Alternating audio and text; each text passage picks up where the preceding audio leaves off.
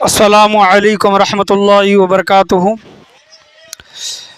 الحمد للہ رب العالمین والعاقبۃ للمتقین، الصلاۃ والسلام علی سید الانبیاء والمرسلین وعلی آلہ وصحابہ اجمعین، اما بعد فاعوذ باللہ من الشیطان الرجیم، بسم اللہ الرحمن الرحیم۔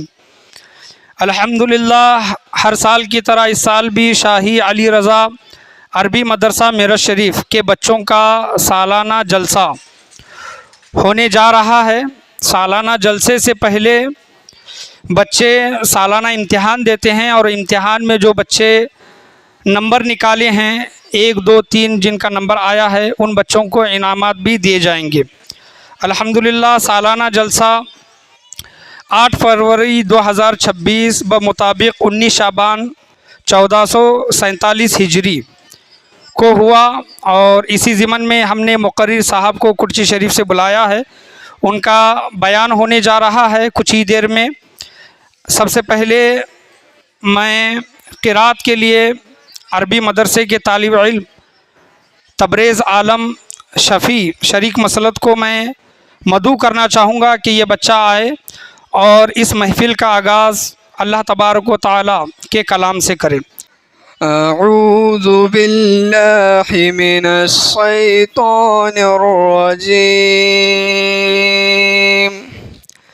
بسم اللہ الرحمن الرحیم، یاسین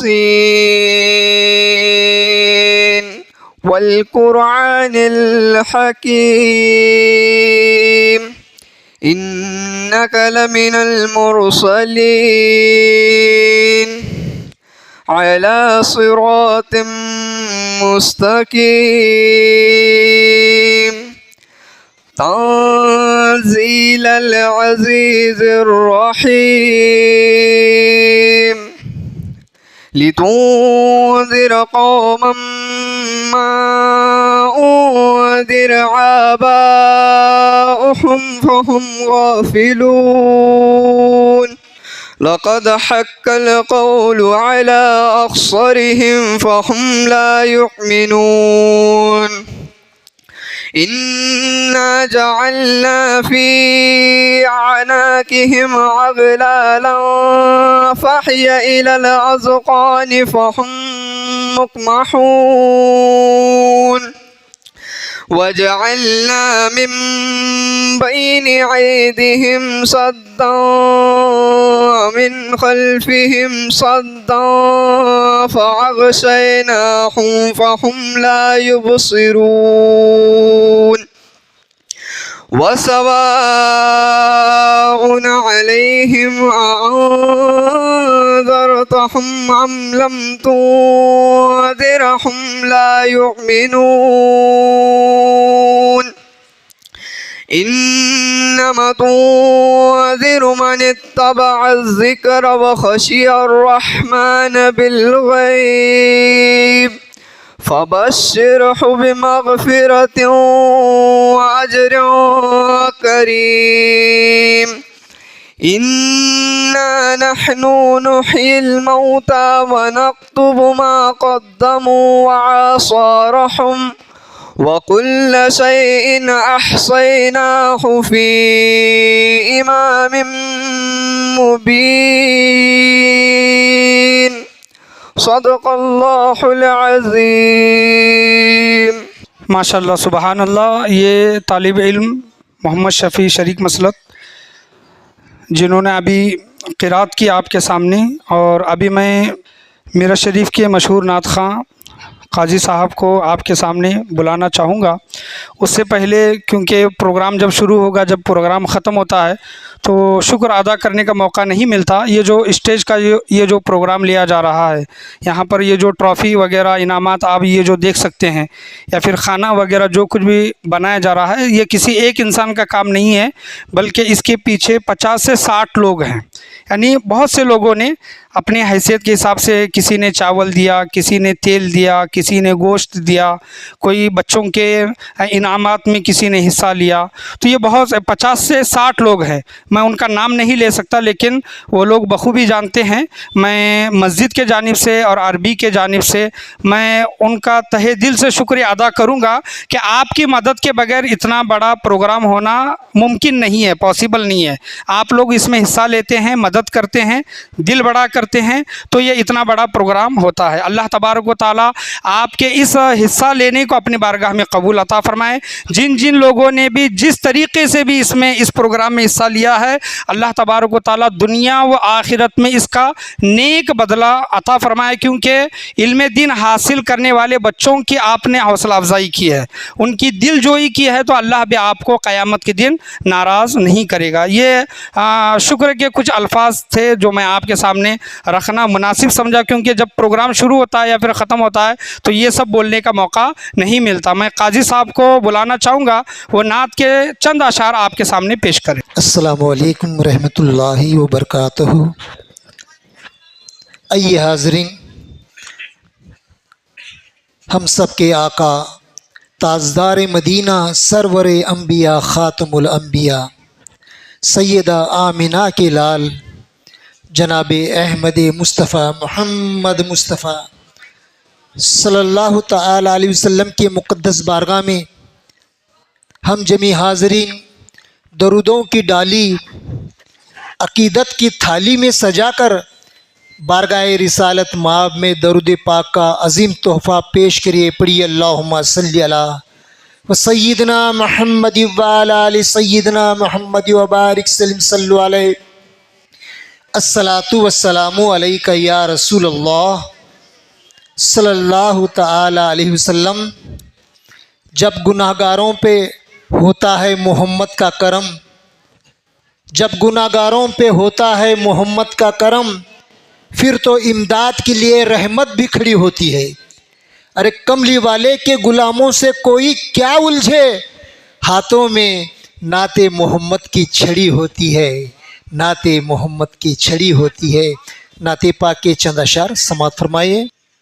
محبوب کی محفل کو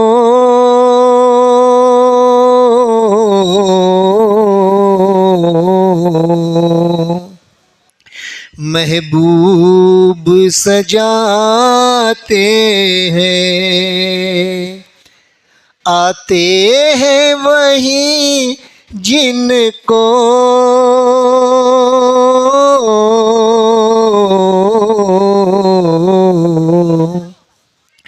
سرکار بلاتے ہیں۔ وہ لوگ خدا شاہد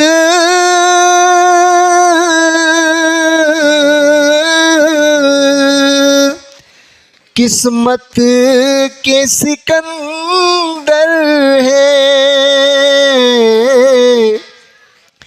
جو سرور عالم کا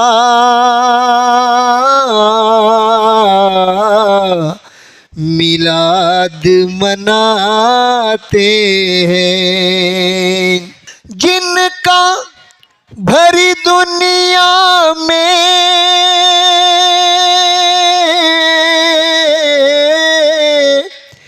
کوئی بھی نہیں والی یا رسول اللہ،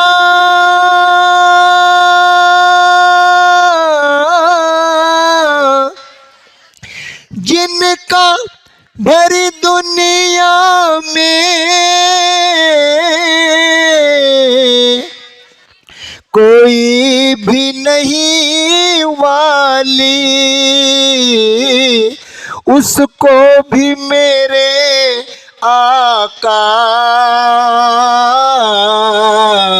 سینے سے لگاتے ہیں۔ آقا کی شعر پر خاص توجہ، آخری شعر پڑھ رہا ہوں۔ آقا کی ثنا خوانی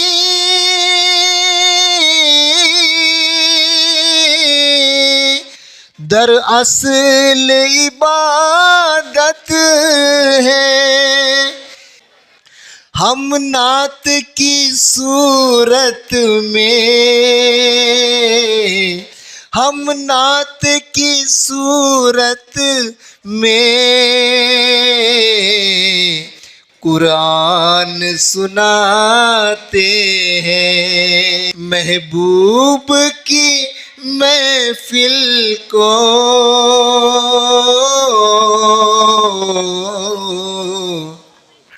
محبوب سجاتے ہیں، آتے ہیں وہی جن کو سرکار بلاتے ہیں۔ السلام علیکم۔ سے گزارش کروں گا کہ مقرر صاحب کی گلپوشی کریں۔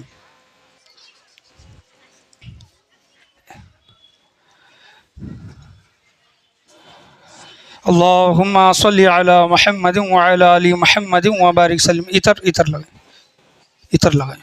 صلی اللہ محمد صلی اللہ۔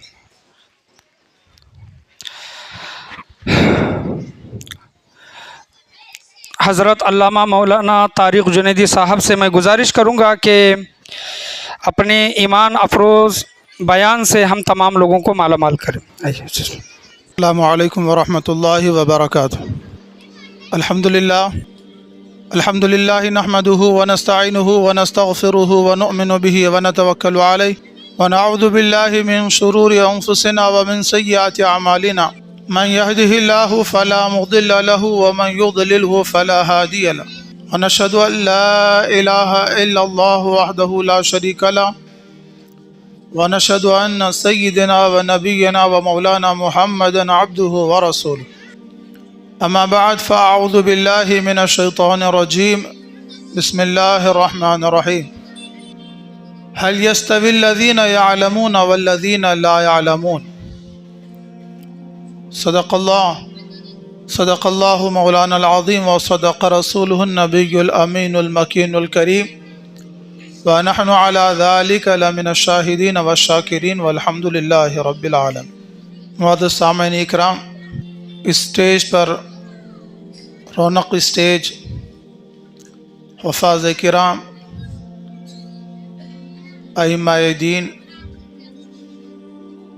اور تمام سامعین و سامعات، آج کا یہ پرنور منظر اور آج کا یہ حسین لمحہ اپنی ایک الگ اہمیت کا حامل ہے۔ یہ معصوم چھوٹے چھوٹے بچے جو سارا سال محنت کرتے ہیں، علم دین حاصل کرتے ہیں، اور سال کے پورا ہونے پر اپنی تعلیمی قابلیت کے اعتبار سے امتحانات کے جو کچھ نتائج ان کے سامنے آتے ہیں، پھر انہیں بچوں کی حوصلہ افزائی کرتے ہوئے پھر انہیں انعامات سے نوازا جاتا ہے، ان کی حوصلہ افزائی کی جاتی ہے۔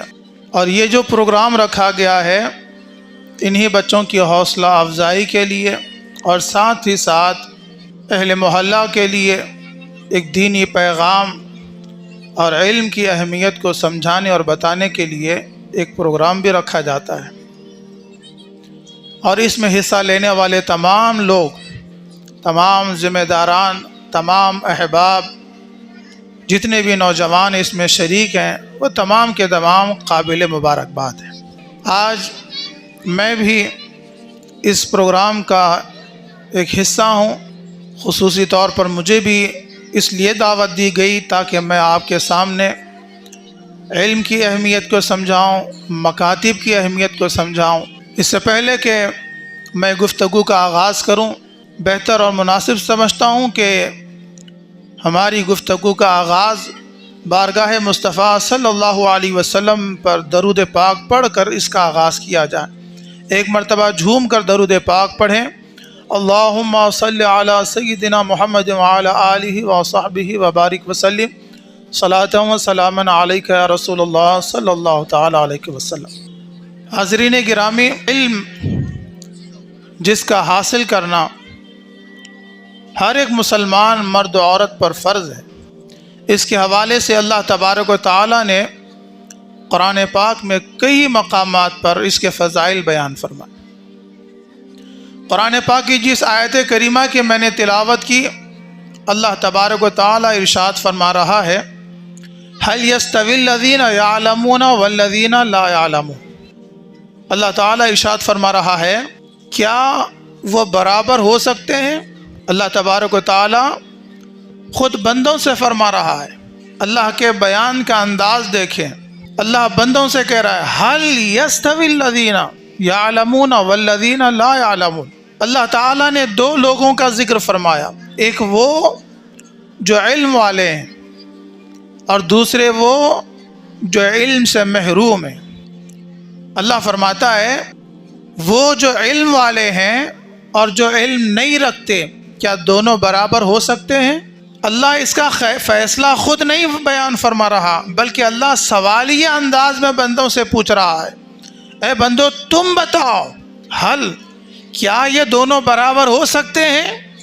اور انسان کو اللہ تعالیٰ نے جو عقل سلیم عطا کی ہے، انسان اپنی اسی عقل سے جب سوچتا ہے تو پھر وہ یہی کہتا ہے کہ ایک علم والا اور ایک وہ جو علم سے محروم ہے، وہ کبھی دونوں برابر نہیں ہو سکتے۔ اور اللہ تبارک و تعالیٰ بھی اپنے مقدس کلام پاک کے ذریعے اپنے بندوں کو یہی سمجھا رہا ہے کہ یہ دونوں برابر نہیں ہو سکتے۔ اللہ نے جنہیں علم سے نوازا ہے وہ عالم بن گئے، علم والے بن گئے، سمجھ والے بن گئے، تدبر والے بن گئے، عقل والے بن گئے۔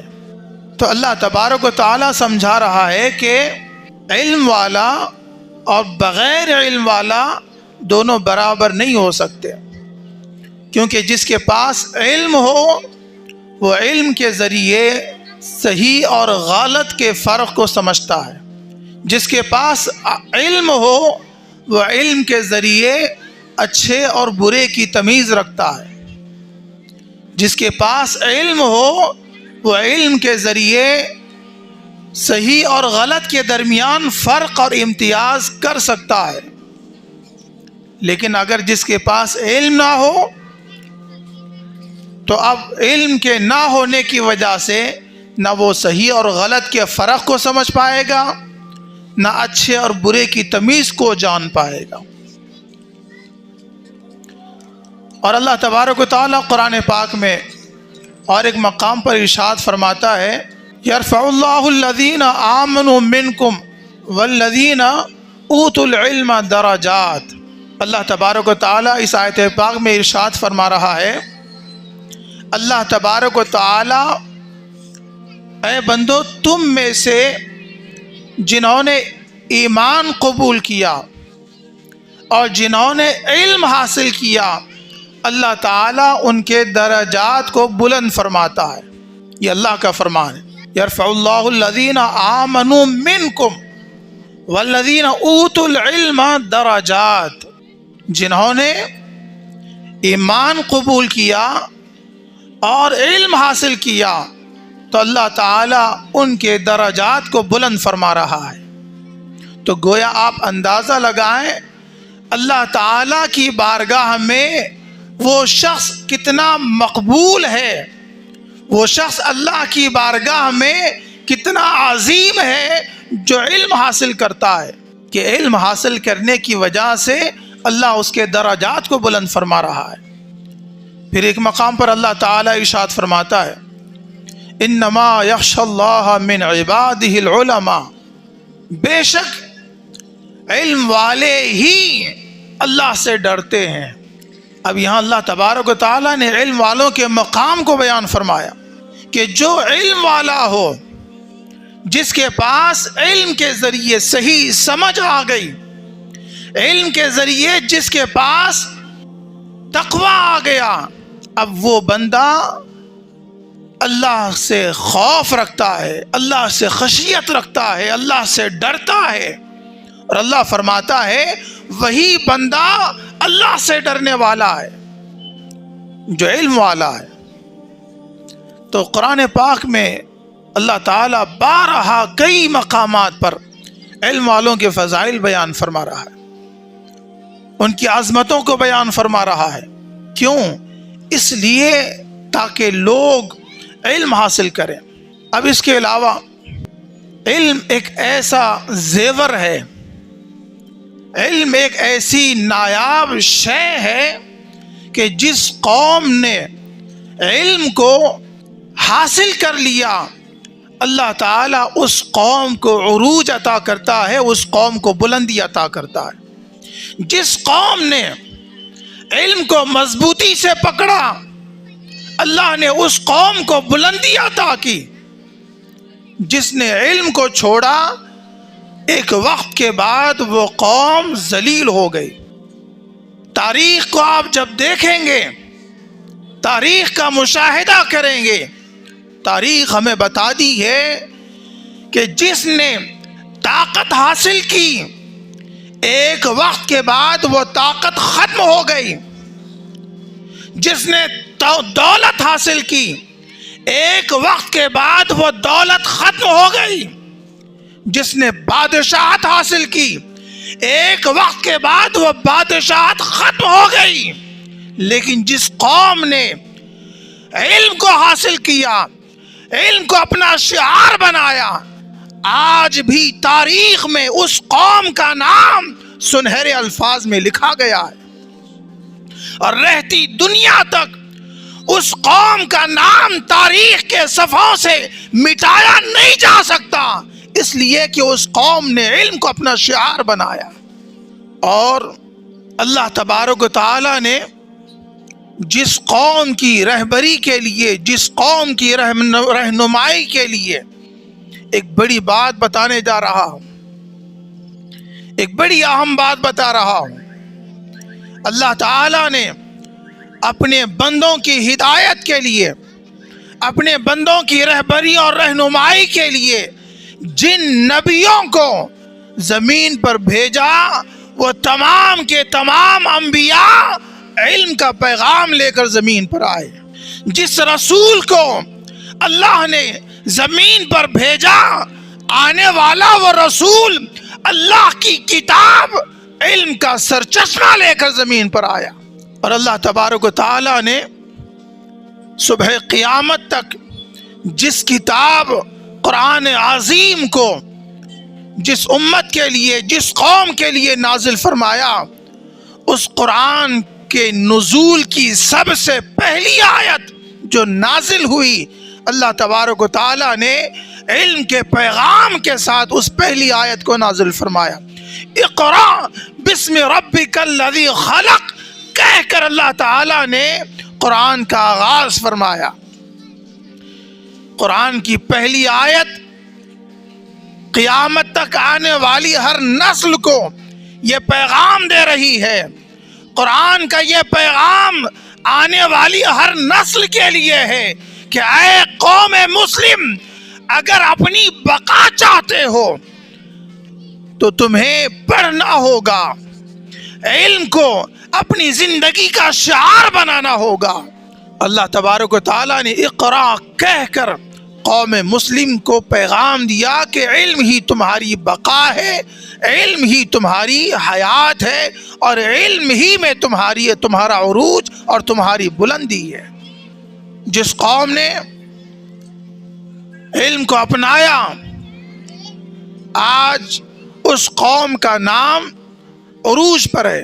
آپ مثال کے طور پر چائنا کو دیکھ لیں، جاپان کو دیکھ لیں، روس کو دیکھ لیں، اور باقی جہاں ترقی پذیر ممالک ہیں، ان کی کامیابی کا راز صرف اور صرف علم ہے۔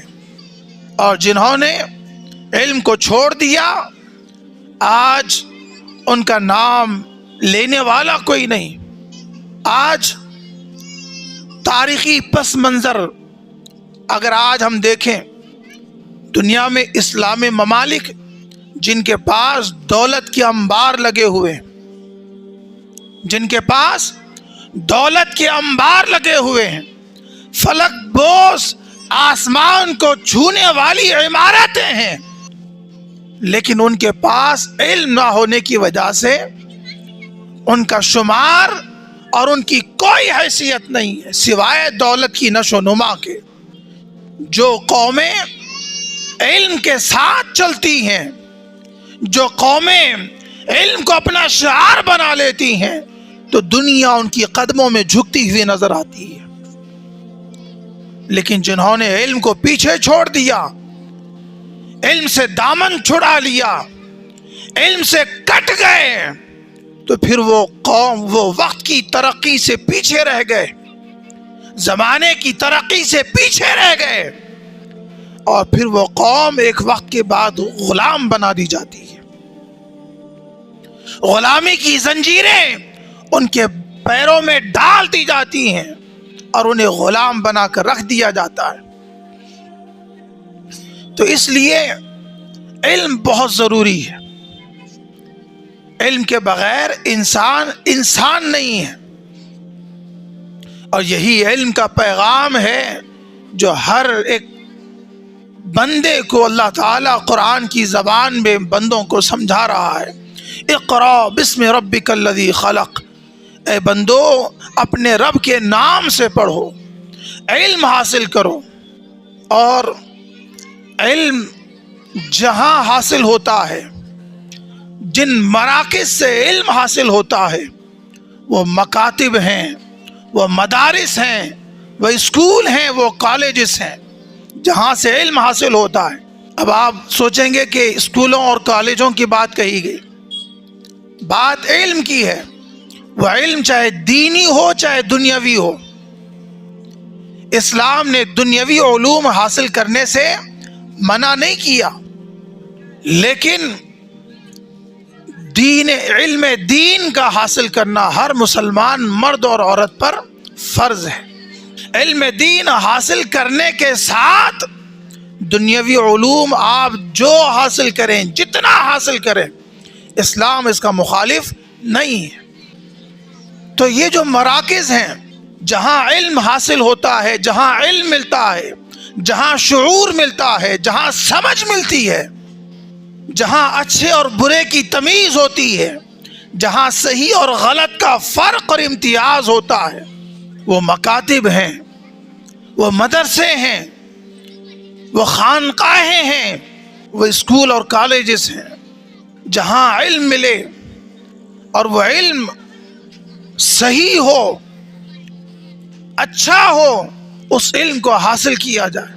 اور علم کے حصول کا سب سے پہلا مرکز، علم کے حصول کا سب سے پہلا مکتب، علم کے حصول کا سب سے پہلا مدرسہ، اگر آپ جاننا چاہیں کیا ہے، کون سا ہے، تو میں آپ کو بتاتا چلوں کہ علم کا سب سے پہلا مرکز مدینہ المنورہ میں مسجد نبوی کا وہ صحن ہے جہاں اصحاب صفہ نے بیٹھ کر علم حاصل کیا ہے۔ علم کا پہلا مرکز جہاں علم کی شمع روشن کی گئی، جہاں علم سکھایا گیا، جہاں علم بانٹا گیا، جہاں علم پلایا گیا، وہ اصحاب صفہ جو مسجد نبوی میں بیٹھ کر بارگاہ مصطفیٰ سے علم حاصل کیا کرتے تھے، وہ اصحاب صفہ جنہوں نے بارگاہ مصطفیٰ میں بیٹھ کر علم دین حاصل کر کے دنیا والوں کو یہ پیغام دیا، دنیا والوں کو یہ سمجھایا کہ اے دنیا والوں، سرزمین مدینہ میں مسجد نبوی میں در مصطفیٰ پر بیٹھ کر ہم نے علم حاصل کیا ہے، بارگاہ مصطفیٰ سے بٹنے والی علم کی خیرات کو در مصطفیٰ سے ہم نے حاصل کیا ہے، اور ہم دنیا والوں کو یہ بتا رہے ہیں کہ اے دنیا والوں، علم کی خیرات در مصطفیٰ سے جو بٹ رہی ہے اسے حاصل کرنے والے بن جاؤ۔ در مصطفیٰ سے علم کی خیرات جو بٹ رہی ہے، جو مل رہی ہے، اسے حاصل کر لو، اس لیے کہ وہی علم تمہاری دنیا کی بھی کامیابی ہے، تمہاری آخرت کی بھی کامیابی ہے۔ در مصطفیٰ سے علم کی جو خیرات بٹتی ہے، اس کا آپ اندازہ نہیں لگا سکتے۔ میں آپ کو اس مقام سے ملنے والی برکات کا ایک واقعہ بتاتا چلوں۔ اصحاب صفہ میں سے ایک صحابی ہیں جن کا نام ہے عبد الرحمن، حضرت عبد الرحمن رضی اللہ تعالیٰ عنہ۔ یہ وہ صحابی ہیں تاریخ حدیث میں سب سے زیادہ حدیثوں کو بیان کرنے والے، سب سے زیادہ حدیثوں کو بیان کرنے والے۔ اب آپ غور سوچیں گے کہ حضرت عبد الرحمن یہ کون صحابی ہیں جو سب سے زیادہ حدیثیں بیان کرنے والے؟ حالانکہ ہم نے تو ایسا نام کبھی نہیں سنا۔ تو میں آپ کو بتاتا چلوں کہ حضرت عبد الرحمن رضی اللہ تعالی عنہ یہ وہ صحابی ہیں جن کو دنیا حضرت ابو ہریرہ رضی اللہ تعالی عنہ کے نام سے جانتی ہے۔ حضرت ابو ہریرہ رضی اللہ تعالی عنہ جن کا اصل نام عبد الرحمن ہے۔ ایک مرتبہ نبی پاک صلی اللہ علیہ وسلم راستے سے گزر رہے تھے تو دیکھا کہ حضرت ابو ہریرہ رضی اللہ تعالی عنہ ایک بلی کے بچے کے ساتھ کھیل رہے تھے، بلی کے بچے کے ساتھ کھیل رہے تھے۔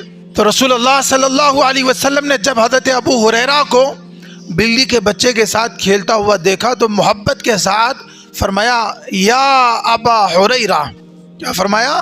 یا ابا ہریرہ، اے بلی والے، اے بلی والے۔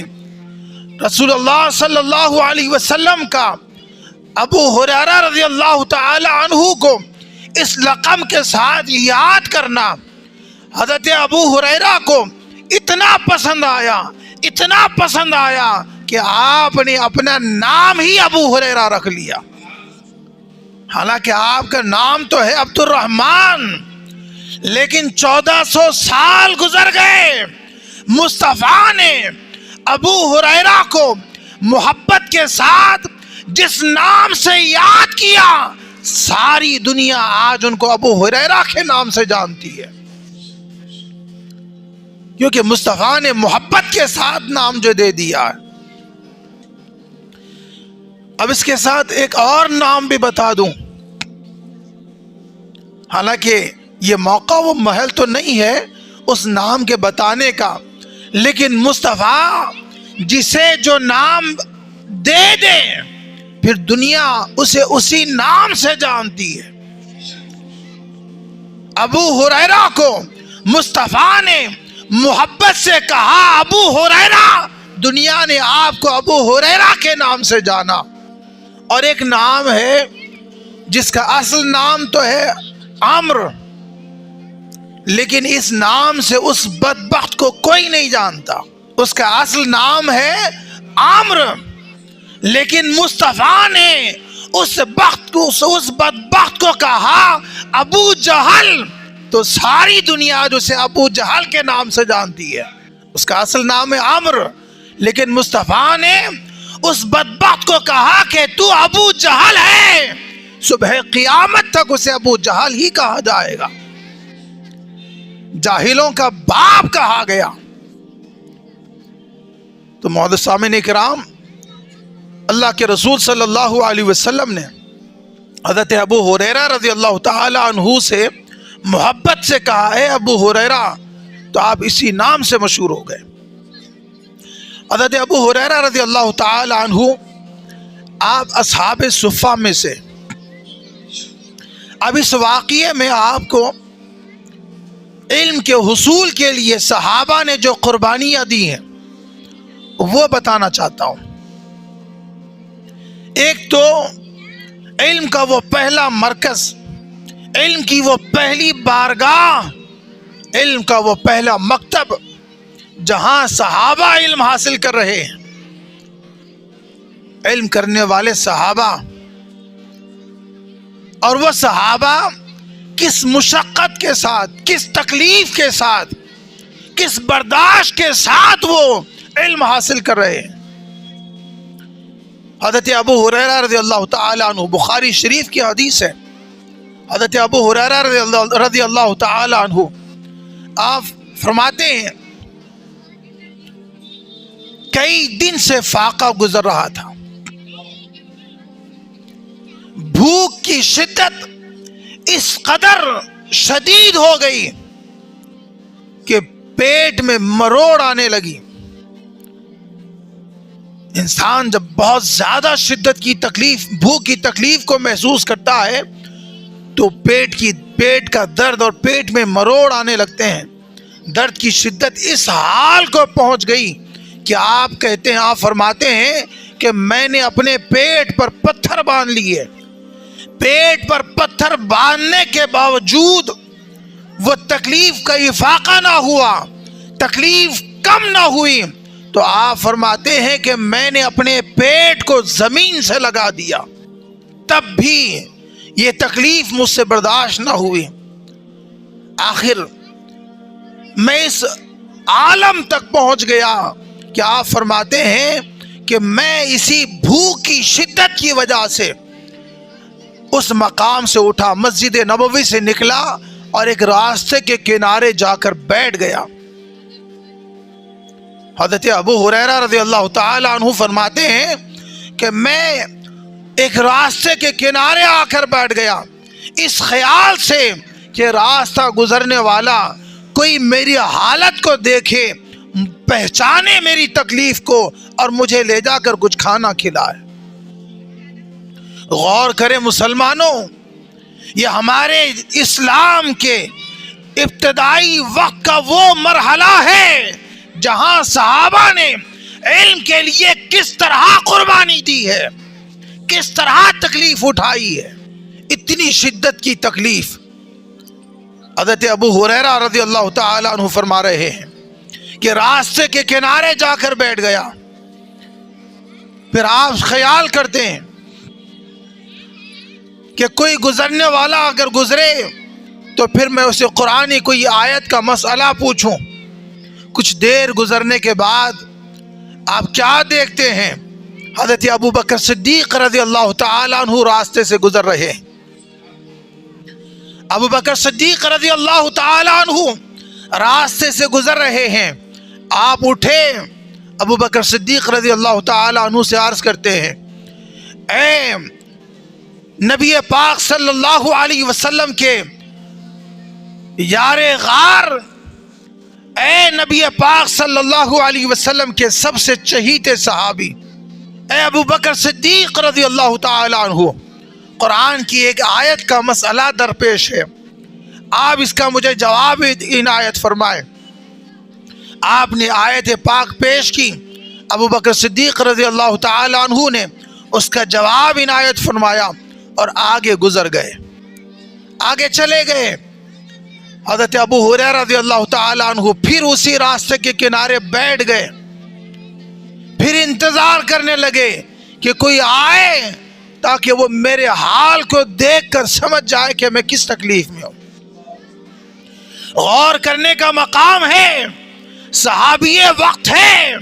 गैरत का आलम यह है कि जबान से सवाल नहीं करते। तकलीफ इस कदर है कि पेट पर पत्थर बांध रहे हैं, लेकिन गैरत का आलम यह है कि सवाल नहीं करते। ये नहीं कहते कि भूखा हूं कुछ खाना दे दो, क्योंकि गैरत है, सवाल नहीं करते। कुछ देर इंतजार करने के बाद क्या देखते हैं कि हज़रत उमर रज़ियल्लाहु ताला अन्हु तशरीफ ला रहे हैं। फिर खड़े हो गए, अर्ज करते हैं, ऐ उमर फारूक रज़ियल्लाहु ताला अन्हु, एक मसला दरपेश है, इसका जवाब इनायत फरमाएं। आपने मसला हज़रत उमर फारूक रज़ियल्लाहु ताला अन्हु के सामने अर्ज किया। हज़रत उमर रज़ियल्लाहु ताला अन्हु ने जवाब दिया। फिर आगे गुजर गए। हज़रत अबू हुरैरा रज़ियल्लाहु ताला अन्हु फिर आप खामोश होकर रास्ते के किनारे बैठ गए। कुछ देर गुजरी थी, तमाम नबियों के इमाम, गरीबों के गम गुसार, बेकसों के कस, तकलीफ में मदद करने वाले, लंबे लंबे हाथों से भीख देने वाले दाता, दिलों के हाल को जानने वाले, غیب کی خبریں بتانے والے نبی جب اس راستے سے گزرے، ابو ہریرہ رضی اللہ تعالیٰ عنہ کے چہرے کو دیکھا، دیکھ کر مسکرا پڑے۔ حضرت ابو ہریرہ رضی اللہ تعالیٰ عنہ خود بیان کرتے ہیں کہ مصطفیٰ نے جیسے ہی مجھے دیکھا، مصطفیٰ مجھے دیکھ کر مسکرا پڑے۔ اب یہاں نہ کچھ سوال کرنے کی حاجت تھی، نہ کچھ کہنے کی ضرورت تھی، نہ کچھ بتانے کی ضرورت تھی کہ مصطفیٰ نے میرا چہرہ دیکھا، میرا حال جان گئے، مسکرا پڑے، کہا اے ابو ہریرہ چلو میرے ساتھ۔ قربان جائیں نگاہ مصطفیٰ پر کہ مصطفیٰ نے بس ایک نگاہ چہرے ابو ہریرہ پر ڈالی اور جان گئے کہ میرا ابو ہریرہ کس حال میں۔ نعرہ تکبیر، نعرہ رسالت۔ کہا اے ابو ہریرہ چلو میرے ساتھ۔ آقا کریم آگے چل رہے ہیں، ابو ہریرہ رضی اللہ تعالیٰ عنہ مصطفیٰ کریم صلی اللہ علیہ وسلم کے پیچھے پیچھے چل رہے ہیں، یہاں تک کہ مصطفیٰ حجرہ مبارکہ میں تشریف لے گئے۔ کہا اے ابو ہریرہ اندر آؤ۔ ابو ہریرہ رضی اللہ تعالیٰ عنہ حجرے میں تشریف فرما ہوئے۔ جب حجرے میں تشریف لے گئے تو کیا دیکھتے ہیں کہ ایک دودھ کا پیالہ ہے، ایک دودھ کا کٹورا ہے، ایک دودھ کا کٹورا رکھا ہوا ہے۔ نبی پاک صلی اللہ علیہ وسلم کی بارگاہ میں کسی نے تحفہ پیش کیا تھا۔ آقا کریم صلی اللہ علیہ وسلم نے ابو ہریرہ رضی اللہ تعالیٰ عنہ سے فرمایا اے ابو ہریرہ جاؤ تمام اصحاب صفا کو بلا لے آؤ۔ کیا فرماتے ہیں؟ جاؤ تمام اصحاب صفا کو اس مکتب میں، اس مدرسے میں، اس خانقاہ میں، اس مرکز میں علم حاصل کرنے والے جتنے صحابہ تھے ان تمام اصحاب صفا کو بلا لے آؤ۔ ابو ہریرہ دل میں خیال کرتے ہیں، آپ خود فرماتے ہیں کہ میں نے دل میں خیال کیا کہ میں اتنا بھوکا ہوں، اتنی شدت کی بھوک لگی ہوئی ہے کہ دودھ کا ایک پیالہ ہی میرے لیے کافی ہے، میرے ایک ہی کے لیے اتنا کافی ہے، تمام کو اگر بلایا جائے تو پھر ہماری بھوک کیسے مٹے گی، ہم سیراب کیسے ہوں گے۔ آپ یہ خیال کرتے ہوئے چونکہ مصطفیٰ کا حکم جو تھا نہ ٹال سکتے تھے نہ کچھ کہہ سکتے تھے، اور وہ صحابی رسول ہیں، وہ مصطفیٰ کے برکات کو دیکھ بھی چکے ہیں، جان بھی چکے ہیں، وہ کیسے لب کشائی کرتے۔ مصطفیٰ نے کہا گئے تمام اصحاب صفا کو بلا لائے، آئے تمام کے تمام اصحاب صفا حجرہ مصطفیٰ میں بیٹھے۔ آقا کریم صلی اللہ علیہ وسلم ابو ہریرہ سے فرماتے ہیں اے ابو ہریرہ اب یہ پیالہ لو اور تمام اصحاب صفا کو پلاؤ۔ کیا فرماتے ہیں؟ تمام اصحاب صفا کو پلاؤ۔ ابو ہریرہ رضی اللہ تعالی عنہ نے وہ پیالہ لیا، تمام اصحاب صفا کے سامنے پیش کیا، باری باری ایک ایک کر کے اس پیالے سے تمام اصحاب صفا نے دودھ پیا، جتنے تھے تمام کے تمام سیراب ہوئے، وہ دودھ کا پیالہ جیسا بھرا ہوا تھا ویسے ہی رہا، اس پیالے میں سے ایک قطرہ بھی دودھ کا کم نہ ہوا، ایک قطرہ بھی دودھ کا اس میں سے کم نہ ہوا، تمام کے تمام سیراب ہوئے۔ جب تمام نے پی لیا، تمام سیراب ہو گئے، تمام کی گنجائش ختم ہو گئی، اب آقا دو عالم صلی اللہ علیہ وسلم ابو ہریرہ رضی اللہ تعالیٰ عنہ سے فرماتے ہیں اے ابو ہریرہ اب تمہاری باری ہے، تم پیو۔ ابو ہریرہ رضی اللہ تعالیٰ عنہ اس پیالے کو اپنے منہ سے لگاتے ہیں، سیراب ہو کر پیتے ہیں، اتنا پیتے ہیں کہ اب ان کے لیے کوئی گنجائش باقی نہیں رہتی. پیالے کو ہٹاتے ہیں. مصطفیٰ فرماتے ہیں اے ابو ہریرہ اور پیو. ابو ہریرہ پھر پیالہ لیتے ہیں اور دودھ پیتے ہیں, سیراب ہوتے ہیں, پھر پیالہ منہ سے ہٹاتے ہیں. مصطفیٰ فرماتے ہیں اے ابو ہریرہ اور پیو. تیسری مرتبہ پھر پیالہ منہ سے لگاتے ہیں, سیراب ہو کر پیتے ہیں. اتنا پیتے ہیں کہ اب وہ عرض کرتے ہیں یا رسول اللہ اب اور گنجائش باقی نہیں ہے, اب اس سے زیادہ میں نہیں پی سکتا. آقا دو عالم صلی اللہ علیہ وسلم مسکرا پڑتے ہیں. تو معزز سامعین اکرام, اس واقعے میں بتانا مقصود جو چیزیں ہیں وہ یہ کہ علم کی اہمیت, کہ صحابہ نے علم کی اہمیت کو سمجھا, علم حاصل کیا, اتنی مشقتوں کے ساتھ, اتنی تکلیفوں کے بعد, اتنی صعوبتوں کے ساتھ علم حاصل کیا. اور بارگاہ مصطفیٰ میں علم کے ساتھ جہاں مصطفیٰ نے صحابہ کو دودھ سے سیراب کیا, وہیں صحابہ کو علم سے بھی سیراب فرمایا ہے. اور علم بھی دیا تو دنیاوی علوم بھی عطا کیے, اور دنیاوی اور دینی علوم اور دنیاوی تمام علوم سے سیراب فرمایا ہے. حضرت ابو ہریرہ رضی اللہ تعالیٰ عنہ آپ ہی کا یہ واقعہ ہے. حضرت ابو ہریرہ رضی اللہ تعالیٰ عنہ جب آپ کا ابتدائی مرحلہ تھا, آپ بارگاہ مصطفیٰ میں حاضر ہوتے ہیں اور عرض کرتے ہیں یا رسول اللہ صلی اللہ علیہ وسلم میری یادداشت کمزور ہے. کیا عرض کرتے ہیں؟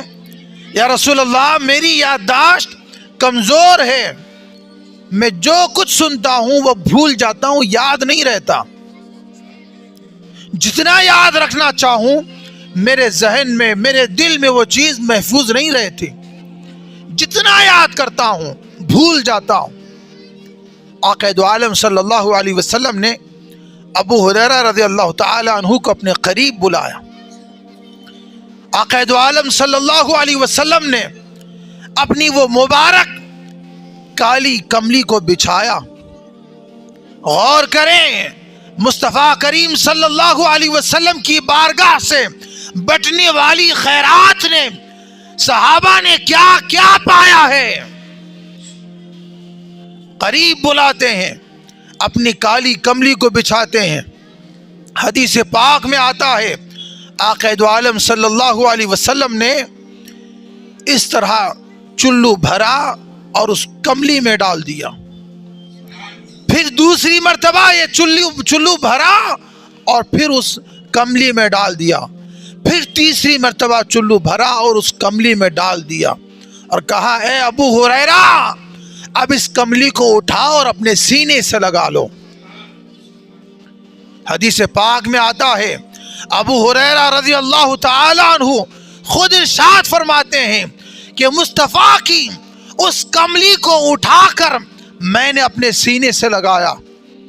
اس کملی کو اپنے سینے سے لگا لینے کے بعد میرا عالم یہ ہوا کہ مصطفیٰ نے جو کچھ بیان کیا ساری زندگی میں کچھ نہ بھولا, ایک لفظ بھی نہ بھولا. مصطفیٰ نے جیسی روایت, جو حدیث جن الفاظ کے ساتھ بیان کی, انہی الفاظ کے ساتھ اس حدیث کو جب تک زندہ رہا ان حدیثوں کو یاد رکھا. مصطفیٰ کے اسی فیض کرم کا یہ سبب رہا کہ محدثین میں ابو ہریرہ رضی اللہ تعالی عنہ کا نام سب سے زیادہ احادیث یاد کرنے والے اور سب سے زیادہ احادیث بیان کرنے والوں میں آپ کا نام سر فہرست ہے. سب سے زیادہ احادیث روایت کرنے والے صحابہ میں آپ کا نام پہلے نمبر پر آتا ہے. تو غرض کے معزز سامعین اکرام, یہ مصطفیٰ کریم صلی اللہ علیہ وسلم کی بارگاہ سے بٹنے والی علم کی خیرات ہے جو نہ صرف صحابہ بلکہ صبح قیامت تک جو علم کی طلب رکھنے والا ہے، علم کی چاہت رکھنے والا ہے، اسے مصطفیٰ کی بارگاہ سے علم کا فیض ملتا ہے۔ اب اس کے لیے میں ایک حدیث پاک بیان کرتا چلوں تاکہ آپ کو بات واضح طور پر سمجھ میں آ جائے۔ حدیث پاک کے الفاظ ہیں، حضور پاک صلی اللہ علیہ وسلم بیان کرتے ہیں۔ اب یہ جو حدیث بیان کر رہا ہوں، اپنے دل کو ایمانی قوت کے ساتھ سنیں اور اپنی ایمان کو روشن کریں۔ حضور پاک صلی اللہ علیہ وسلم فرماتے ہیں، انا مدینۃ العلم وعلی بابها۔ کیا فرماتے ہیں؟ میں علم کا شہر ہوں اور علی اس کا دروازہ ہے۔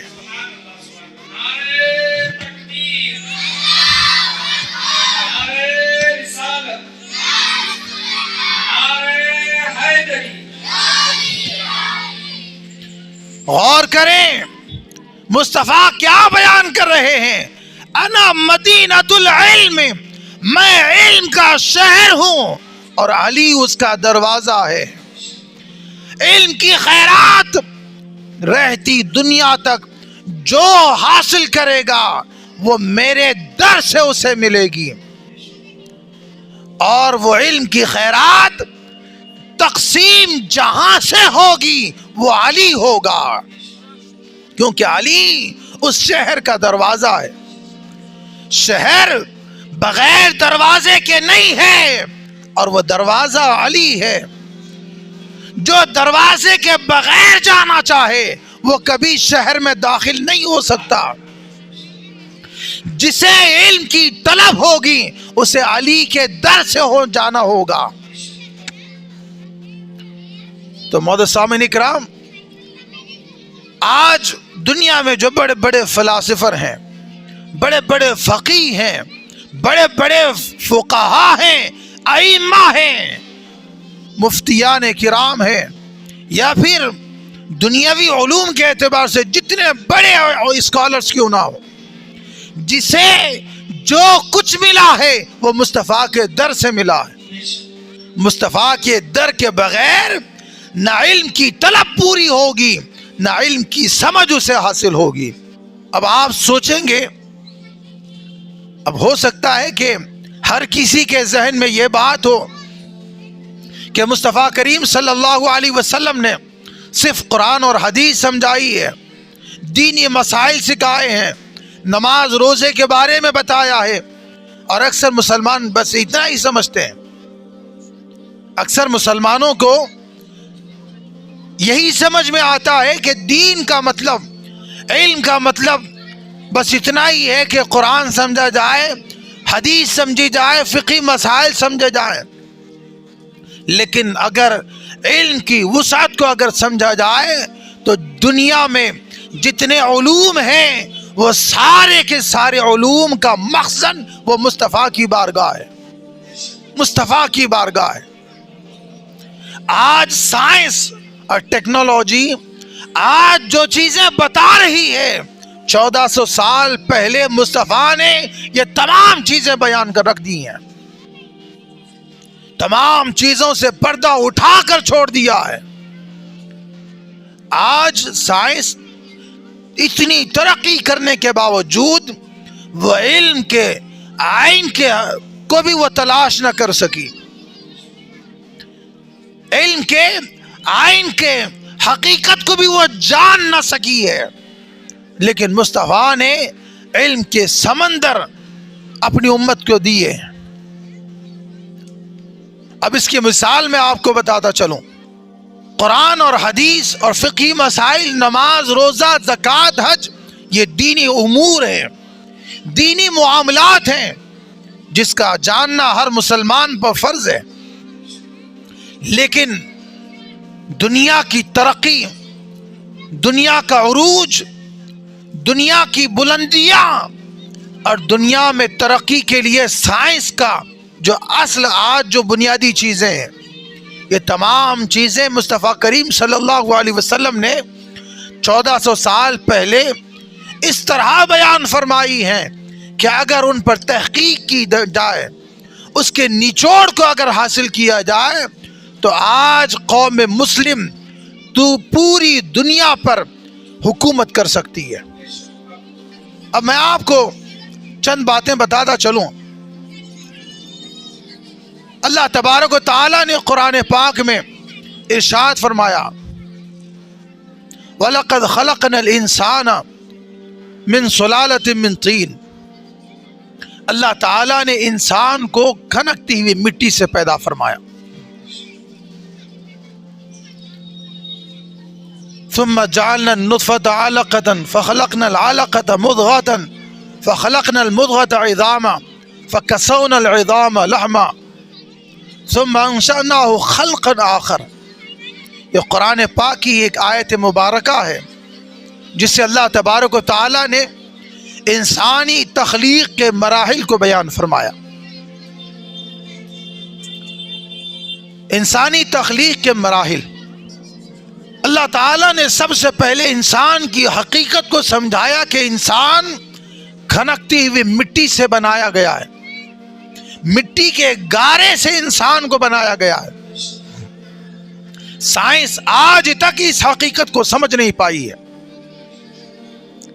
غور کریں یہ بات، آج تک سائنس ہو یا دنیا کا کوئی فلاسفر ہو، کوئی سائنٹسٹ ہو، انسان کی اس حقیقت کو آج تک سمجھ نہیں پایا، لیکن اللہ نے فرمایا ہے کہ انسان مٹی سے بنایا گیا ہے۔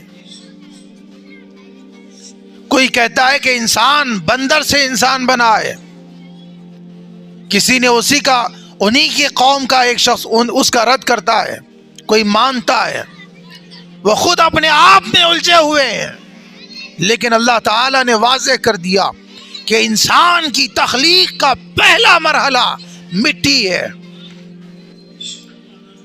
اور 1400 سال کے بعد آج سائنسی ٹیکنالوجی کے ذریعے انسان دیکھ رہا ہے کہ ماں کے پیٹ میں انسانی بچہ کیسے پرورش پا رہا ہے، وہ پہلے ہفتے میں کیسا ہوتا ہے، دوسرے ہفتے میں کیسا ہوتا ہے، 10ویں ہفتے میں کیسا ہوتا ہے، 40ویں ہفتے میں کیسا ہوتا ہے۔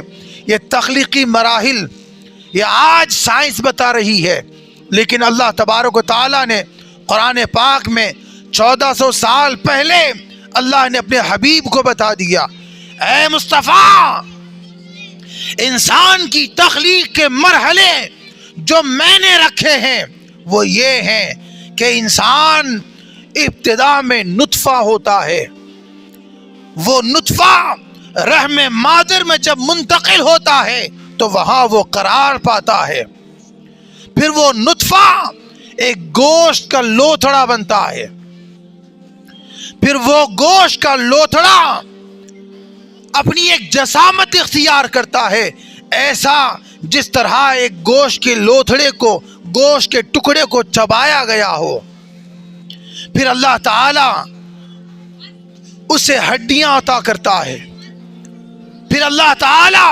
ان ہڈیوں پر گوشت چڑھا دیتا ہے۔ یہ تخلیقی مراحل اللہ تعالی ماں کے پیٹ کے اندر پرورش پانے والے بچے کے مراحل کو اللہ بیان کر رہا ہے، اپنے حبیب سے بتا رہا ہے، اور مصطفیٰ اپنی امت کو بتا رہے ہیں۔ آج سے 1400 سال پہلے یہ تحقیق بتائی گئی ہے، لیکن 1400 سال کے بعد اسے دیکھا جا رہا ہے، اسے سمجھا جا رہا ہے۔ یہاں تک انسان کا علم ہے، یہاں تک انسان کی سوچ ہے، لیکن اللہ تعالیٰ کے حبیب اللہ کے بیان کردہ احکام کو بتاتے ہوئے اپنی امت سے، اللہ کے بندوں سے کہہ رہے ہیں ثم انشأناه خلقا آخر، اے دنیا والوں، یہ جو انسان دنیا میں زندگی گزارنے کے بعد جب مر جاتا ہے تو کوئی یہ نہ سمجھے کہ وہ ختم ہو جاتا ہے، یاد رکھو ایک وقت مقررہ کے بعد اللہ تعالیٰ پھر تمہیں دوبارہ زندہ کرنے والا ہے۔ ثم انشأناه خلقا آخر، اللہ تعالیٰ تمہیں پھر دوبارہ زندہ کرے گا۔ یہ جو دوبارہ زندہ کیا جانا، دوبارہ کائنات کا وجود میں آنا، میدان محشر کا قائم ہونا، یہ سائنس کے علم سے بہت دور کی بات ہے۔ نہ سائنس اسے سمجھ سکتا ہے، نہ اس کی حقیقت کو جان سکتا ہے، لیکن مصطفیٰ نے بتا دیا اور ہر مومن کا اس پر ایمان ہے۔ یہ علم کی خیرات ہے جو در مصطفیٰ سے بٹ رہی ہے۔ سائنس ترقی کر رہی ہے، آسمان میں کھوج لگا رہی ہے، آسمان پر کمندیں ڈال رہی ہے، اپنے علم کی توانائیاں وہاں صرف کر رہی ہے اور دنیا کو بتا رہی ہے کہ اے دنیا والو دیکھو فلکی دنیا، آسمانی دنیا کیسی ہے، وہاں کے سیارے کیسے ہیں، وہاں کے ستارے کیسے ہیں، وہاں کے بلیک ہولز کیسے ہیں، وہاں کی دنیا کیسی ہے، وہاں کی تخلیق کیسی ہے، وہاں جب ستارے ختم ہو جاتے ہیں تو وہ کیا ہوتا ہے، وہاں کا مواد کیا ہوتا ہے، پھر اللہ نے خلا میں کیسی دنیا آباد کی ہے، یہ سارا کچھ سائنس ہمیں بتا رہی ہے۔ لیکن اللہ تبارک و تعالیٰ نے 1400 سال پہلے اس آسمانی دنیا کے مناظر کو اللہ نے دنیا والوں کے سامنے بیان کر دیا۔ اللہ تبارک و تعالیٰ نے قرآن میں بیان کر دیا کہ اے بندو، یہ جو آسمان ہے، یہ تمہیں نظر آنے والا یہ آسمان، یہ اللہ تبارک و تعالیٰ کی تخلیق ہے۔ یہ صرف ایک آسمان نہیں، اللہ نے 7 آسمان بنائے ہیں، 7 آسمان بنائے ہیں۔ ابھی تو سائنس ایک آسمان میں ہے، اللہ نے 7 آسمان بنائے اور یہ 7 آسمانوں کا علم ہمیں مصطفیٰ نے عطا کیا ہے۔ مصطفیٰ کے ذریعے ہمیں یہ علم حاصل ہوا۔ سائنس تو ابھی بہت پیچھے ہے، جو کچھ اللہ تعالیٰ نے قرآن کے ذریعے مصطفیٰ کے صدقے میں ہم تک پہنچایا، لیکن چونکہ ہم علم سے دور ہیں، قرآن سے دور ہیں، قرآن کے پیغام سے دور ہیں، جس کی وجہ سے ہم پستی میں ہیں، ذلت میں ہیں۔ جس وقت قوم علم کو مضبوطی سے تھامے گی، علم کی بلندیوں کو پکڑ لے گی، پھر یہ قوم آسمان کی اونچائیوں پر پہنچ جائے گی۔ وہ کون تھا جس نے آسمانی دنیا میں ستاروں کے ذریعے راستے تلاش کیے؟ وہ کون تھا جس نے چاند و سورج کے مقامات بیان کیے؟ اللہ فرماتا ہے والشمس تجری لمستقر لها والقمر قدرناها منازل حتى عاد كالعرجون القدیم۔ یہ تمام کا تمام اللہ کا بیان کردہ پیغام جو مصطفیٰ کے صدقے میں ہم تک پہنچا، یہ سب کچھ سائنس ہی تو ہے، یہ سب کچھ سائنس ہی ہے جو خدا و مصطفیٰ نے ہمیں بتائے ہیں، لیکن ہم ان تمام سے کوسوں دور ہیں۔ لیکن ضرورت اس بات کی ہے کہ ہم علم کو مضبوطی سے پکڑیں، علم حاصل کریں، علم میں آگے بڑھیں۔ جہاں علم ملتا ہے، جہاں علم حاصل ہوتا ہے، اس مقام پر پہنچ کر علم کو حاصل کریں، کامیاب بنے، کامران بنے، اور یہاں تک کہ عروج کی منزلوں پر آگے بڑھ جائیں، اتنا آگے بڑھیں، اتنا آگے بڑھیں کہ دنیا تمہاری مثال دے۔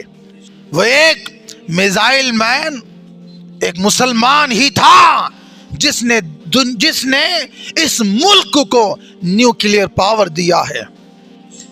وہ ایک مسلمان ہی تھا جس نے اس ملک کو اس قدر مضبوط بنایا ہے کہ اپنے علم کی بساط اور اپنے علم کی بلندیوں کے سبب جس نے اس ملک کو آسمان کی بلندیوں تک پہنچا دیا۔ اگر علم نہ ہوتا تو کون تھا جو اس مقام تک لے جاتا؟ وہ ایک مسلمان بادشاہ ہی تھا جسے دنیا ٹیپو سلطان کے نام سے جانتی ہے، جس نے دنیا کو، نہ صرف ملک کو بلکہ پوری دنیا کو میزائل کی پہچان کرائی ہے۔ اسی کا علم تھا، اسی کی کھوج تھی، اسی کا فہم تھا، اسی کی ادراک تھی، جس نے دنیا کو بتایا کہ میزائل نام کا کوئی ہتھیار بھی ہوتا ہے۔ تو معزز سامعین کرام، علم یہ ہماری میراث ہے، علم ہم سے چلا، ہماری نسلوں تک آیا، اور ضرورت ہے کہ ہم سے ہماری نسلوں تک، ہماری پیڑھیوں تک یہ علم کی میراث پہنچے۔ ضرورت ہے کہ ہم اپنے بچوں کو عروج کی منزلوں تک پہنچائیں، علم دین بھی سکھائیں، دنیاوی علوم میں بھی کامیاب بنائیں۔ بچے کی جو قابلیت ہے اس قابلیت کے تحت بچے کو وہ علم دیں۔ ساتھ ہی ساتھ دینی علم بھی بے حد ضروری ہے، علم دین بے حد ضروری ہے۔ اب یہاں ایک بات بڑی اہم بتاتا چلوں کہ جو بچہ بچپن میں مکتب یا مسجد کی سیڑھی چڑھتا ہے، اس بات کو نوٹ کر لیں اور ہمیشہ یاد رکھیں، جو بچہ اپنے بچپن میں مسجد کی سیڑھی چڑھتا ہے، یا مسجد کی سیڑھی چڑھنے سے مراد مسجد میں آنا جانا اس کا لگا رہتا ہے، مکتب میں تعلیم حاصل کرتا ہے، تو وہ بچہ اپنی جوانی میں کبھی گمراہ نہیں ہوگا۔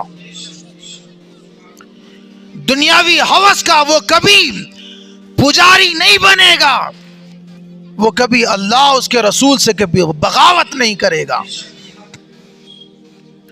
اور جو بچے بچپن میں خدا و رسول سے دور ہو جاتے ہیں تو پھر وہ جوانی میں گمراہ ہوتے ہوئے نظر آتے ہیں، دنیا پرستی، مادہ پرستی ان کے اندر آ جاتی ہے۔ اس لیے بچپن ہی میں اپنے بچوں کو اس بات کی ترغیب دلائیں، بچوں کو شوق کے ساتھ، محبت کے ساتھ مسجد کو بھیجیں، مکاتب کو بھیجیں، تاکہ بچے مسجدوں میں آ کر نماز کے پابند بن جائیں، قرآن کا علم حاصل کرنے والے بن جائیں، اللہ سے، اللہ کے رسول سے محبت کرنے والے بن جائیں۔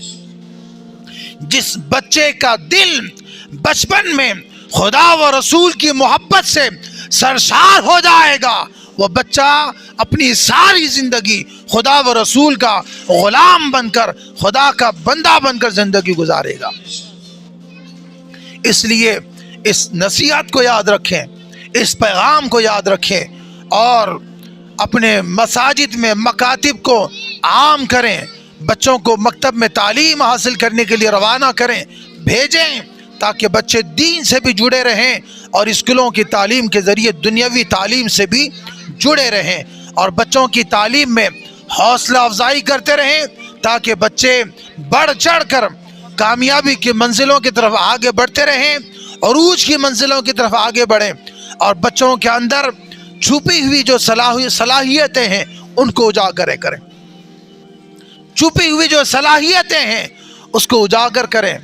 جو بچہ خدا و رسول کا غلام بن جاتا ہے، جو بچہ رسول و علی کا غلام بن جاتا ہے، در مصطفیٰ و در علی سے علم کے بٹنے والی جو خیرات ہے ان بچوں کو نصیب ہوتی ہے۔